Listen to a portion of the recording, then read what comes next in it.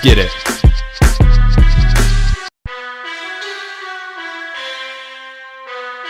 What's going on, everybody? Welcome to the SchuZ Show. Hope you guys are having a blessed Tuesday so far, or if you guys are on Wednesday, having a great Wednesday as well. Now, with that being said, though, on today's show, we've got a lot to get on today's show.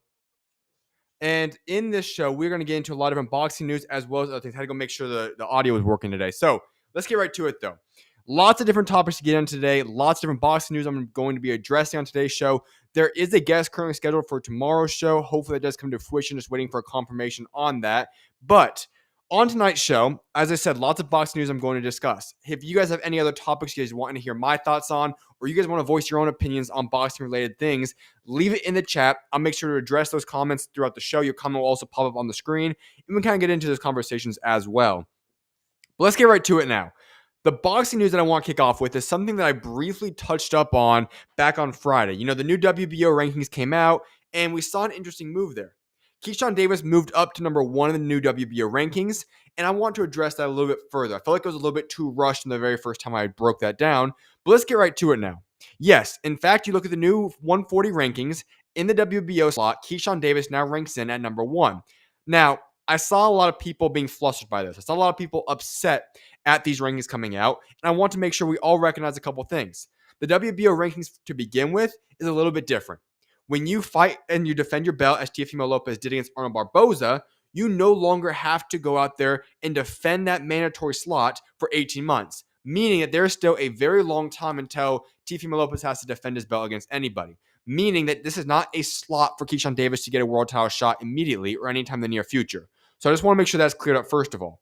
On top of that, because Teofimo Lopez is a super champion, like I said, he's not going to have a mandatory for a very long time. He fought back in May, and that's when his first mandatory was. So it's going to be quite some time until that comes to fruition. So I want to talk about this because a lot of people were upset about Keyshawn Davis being number 1 in the WBO. And I get it. I've been very vocal about this. Did Keyshawn Davis handle business appropriately when he had his Norfolk, Virginia card?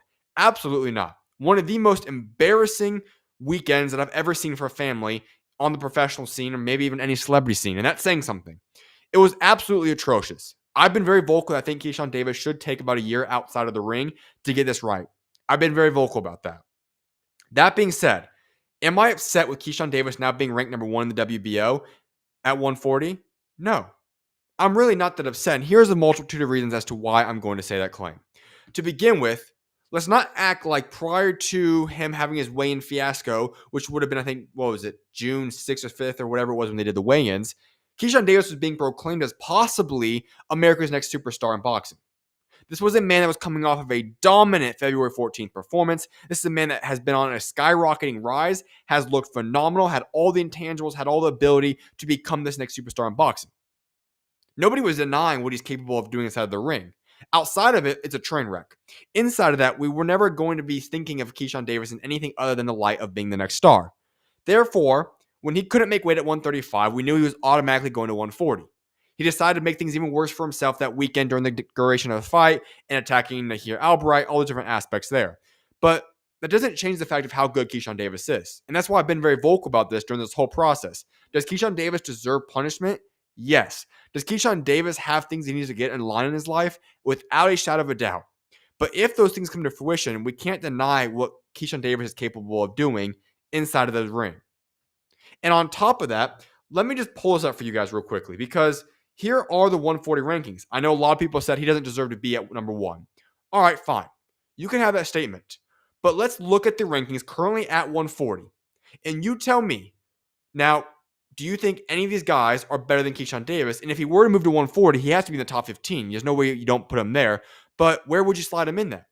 Does he have to earn his way up to number 1? Sure. But he's wrestler's world champion already. So let's look at the rankings. Here's the top 15 currently at 140 in the WBO. And you can let me know your guys' thoughts and see where you think Keyshawn Davis should be slotted in at. At number 15, Yo Jung Kim. 14, Ernesto Mercado. Antonio Moran. Jack Rafferty. Jermaine Ortiz. Hendry Cedeno. Jose Carlos Ramirez. Aram Fanon. Oscar Duarte. Arnold Barboza Jr. Albert Puello. Landolfo Delgado. Isaac Pitbull Cruz. Alfredo Santiago. And at number 1 is Keyshawn Davis. Now, do you want to make a case? Could you say that you think that Alberto Puello, maybe Oscar Duarte, Arnold Barboza, one of these guys could be in front of him? Sure. But the point is, let's be honest.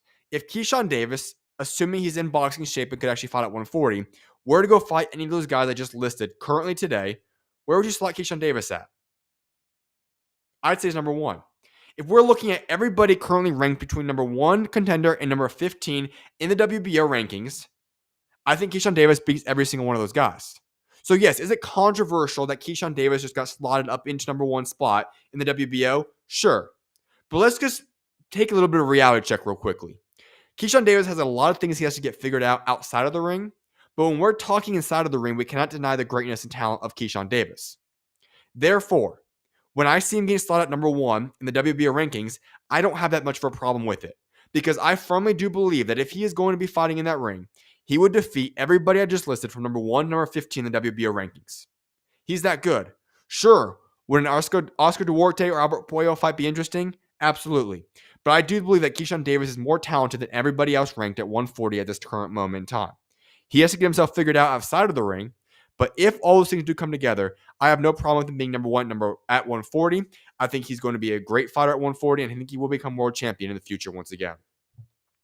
Anthony Joshua is eager to get back in the ring, and there's a chance he could fight this year, according to Eddie Hearn.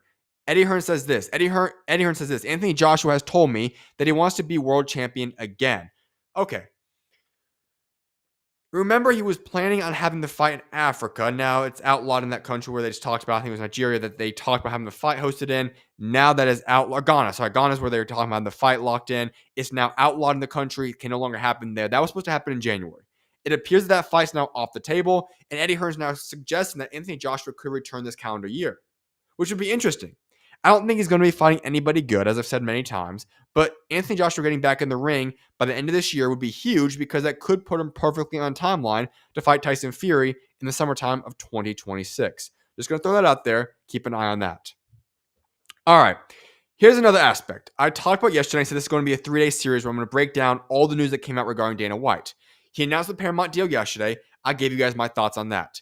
Dana White was then asked a very important question in regards to the Muhammad Ali Act. That is what I'm going to dive into at this point of the show. Tomorrow's show, I'm going to be diving into Dana White's plans for boxing with Zuffa Boxing. But I really just want to dive into Dana White's plans in terms of the Muhammad Ali Act because the whole Sean Siddell situation happened at the press conference for Bud Crawford Canelo. Obviously, that was a viral situation. Dana White now answers those questions according to the Muhammad Ali Act. I'm just going to read what he says. First of all, y'all can judge what you guys want to say. Let's get to it. The Muhammad Ali Act was put in place with good intentions, but I think has held the business back. The promoters don't think big enough. I think much bigger than any of them do. Dana White continues. There will be zero changes to the Muhammad Ali Act. Not one word will be changed in the Muhammad Ali Act. We're going to add on to it. So the guys being fighters that want to fight under the Muhammad Ali Act exactly the way it is will have that opportunity to do that. Or you can bet on me and fight with me under our version of the Muhammad Ali Act. All right. So to clarify, it appears that Dana White is essentially saying this. I'm going to be doing something different. I'm not changing the Muhammad Ali Act. I'm going to add to it, which essentially is still changing it. However, I still just don't know how he's going to get the legal stuff figured out to do this. And he says that this other opportunity, which is what really sticks out to me. He says that if you still want to fight on the Muhammad Ali Act, you can do so, or you can come trust in me.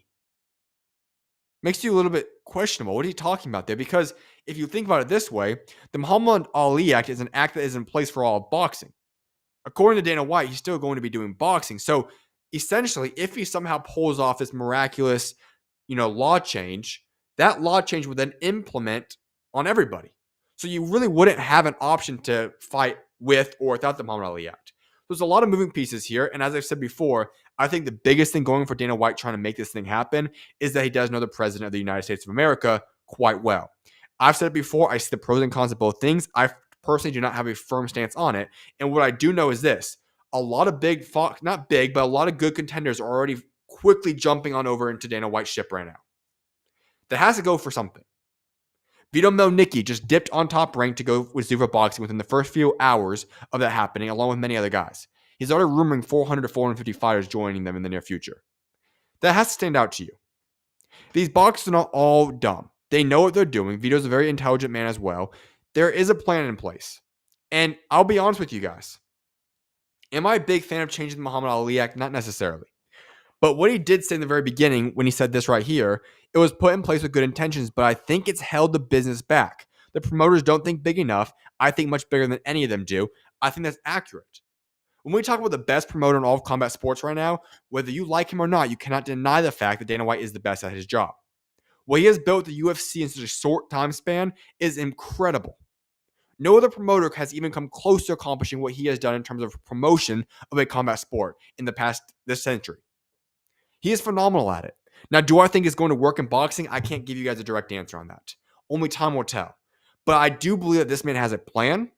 I think he's going to execute that plan. And if it does come to fruition, it'll be quite interesting to see what happens. But yes, that is your answers on that. That's what we talked about in regards to the Muhammad Ali Act. Moses Itauma has rejected an IBF final eliminator fight against Frank Sanchez that would have led to a world title challenge against Alexander Usyk. Very interesting. This is now countless guys that have rejected a Frank Sanchez fight. Frank Sanchez is going to be fighting for the IBF final eliminator, giving him a shot to fight Alexander Usyk or whatever ends up happening with that belt. Very interesting here. If you're Moses Itauma, you could have become first in line with the IBF, yet you turned down Frank Sanchez, who I get is not going to be a big payday. We've already seen F.A. Jogba do the very same thing, and we've seen many other guys do so as well. I think they're down 5 or 6 guys now. What is Moses Itauma going to possibly be doing now? Well, here's a few names. Michael Hunter or David Adelale are possibly going to be next for Itauma. Talks are underway for Moses Itauma to face either Michael Hunter or David Adelale on December 13th in Manchester. Other names like Philip Hrgovic, Jerome Miller, Zheli Zhang were explored, but fell through. Okay, so I'm going to break this down in a few different aspects. The first one is this. Who is going to be fighting Frank Sanchez? And why is this such an undesirable fight? I get the financial aspect, but you could possibly set yourself up in place to become the final eliminator for a world championship at the heavyweight division. If I were somebody, I think Richard Torres Jr., who's being rumored for it, if you're a young prospect, go take a shot. Frank Sanchez is a beatable guy. Very talented, but he's beatable. Definitely better than, or not as good as a lot of the top guys currently at heavyweight. And if I were you, I would take that shot and skyrocket up in that position. Now we're going to get into this aspect. For Moses Itauma, Michael Hunter would be a very intriguing fight. That is a fight that I actually do look at, and I wonder if he would even get past him. Not that Moses Itauma is not special, but the fact that Michael Hunter is an experienced, good veteran. He's very talented. That's going to push Moses Itauma, by far the most competitive fight he's had in his career yet. That would be an intriguing fight. David Adelale, not so much. I think he would run through David Adelale quite quickly, but still a very intriguing fight there as well. I also would have liked to see Hrgovic, Jerome Miller, or Zheli Zhang, but as they said, fights did fall through there. So very interesting to see what Itauma will be doing, but that is the current plans in place in that regard. All right, so let's get to this aspect now. Canelo Alvarez is set to undergo elbow surgery, with his return to the ring expected to be in mid to late 2026, Mike Coppinger has revealed.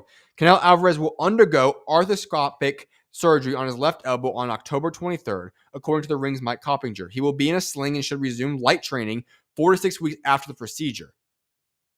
Hold up now. You have to wonder, was Canelo Alvarez hurt going into the fight? Did he get hurt in the fight? Now, not that it makes any excuses or changes. I think Bud Crawford was hurt as well. He just talked about on the Andre Ward podcast. And let's be honest. Almost every boxer that steps into a ring is not 100% healthy when they go out there and fight. That is just a fact. So it makes you wonder this aspect then. Was he hurt, though, going into the fight or during it? Who knows what happens there, but that does also make a lot of interesting situations. Canelo Alvarez typically always fights on Cinco de Mayo weekend. I don't know if that's going to happen because it said mid to late 2026. That could postpone that opportunity. There also were rumors that he was going to be fighting in February 2026. That obviously is off the table as well. So remember, he still has 2 fights on his Riyadh season card. Who knows what happens there? It's very intriguing, though. Hopefully a speedy recovery. But at his age, with as much as he's gone through already, now having elbow surgery as well, a lot of things are starting to build up for Canelo Alvarez. It makes you wonder how much is really going to be left in that tank for him. Last thing I want to get into tonight's show, unless you guys have any topics you guys want me to discuss, and I don't see anything currently in the comment section, so let's get right back to it, is this. David Benavidez and Devin Haney could be making a February return. With Canelo now sidelined, as I just alluded to, Turki Al-Sheikh is planning a David Benavidez and Devin Haney doubleheader for February in Riyadh, Saudi Arabia, but it is dependent on the pair winning the November 22nd fights. Both guys have very competitive fights. Obviously, Devin Haney is going to have to go fight the champion, Brian Norman Jr., That is a very tough fight. Benavidez, I don't think is as tough of a fight as people are making it to be. I think he's going to easily get past Anthony Yarde. However, if both guys get through that, we could see them right back in the ring in 4-month time span and see them fighting in February, which would be exciting. I would love to see them both in there doing doubleheader. And if Haney comes off of a victory against Brian Norman Jr., his name will be back and booming. That would be a very fun card to have happen. So we'll see what happens. I don't think we're going to get more clarity on this until post-November 22nd fight card. However, here's what we have in store. I think it's going to be a beautiful card being put together. Remember, this past February was a stacked card as well. So that's what we currently have in plans, or Turkey actually is at least tentatively planning for. With that being said, I don't see any more comments in the chat, so I'm going to be wrapping up tonight's show. I should be back live in just a little bit now, hopefully 11 a.m. Mountain Standard Time. That is in about 11 hours. Now, I have to confirm if we're going to have that interview or not. I have not heard back from him yet. But with that being said, I will wrap today's show with that part right there. I hope you guys have a blessed rest of your guys' day. I will see you guys back live tomorrow. May God bless you guys all. And with that being said, SchuZ out. God bless you guys.